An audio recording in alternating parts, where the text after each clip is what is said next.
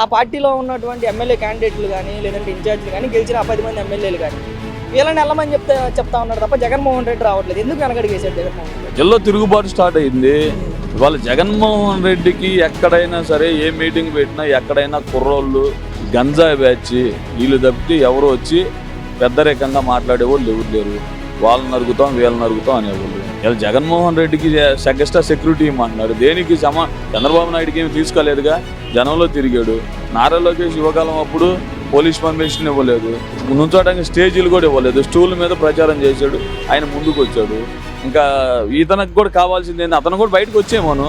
తప్పు చేయకపోతే నువ్వు సమాజంలో రాకపోతే వాళ్ళ ఎమ్మెల్యేలు 10 మంది ఉన్నారు. ఆ 10 మంది వాళ్ళ కాన్స్టిట్యున్సీలో మంచి జరుగుతుందా, మంచి గురించి చెప్పుకోమనండి ముందు. ఇప్పుడు వాళ్ళ కాన్స్టిట్యున్సీలో కూడా మంచి జరుగుతుందిగా, వాళ్ళ కాన్స్టిట్యున్సీలో కూడా తల్లికి వందనం వేసాడుగా, వాళ్ళ కాన్స్టిట్యున్సీలో కూడా 4000 పెన్షన్ ఇస్తున్నాడుగా.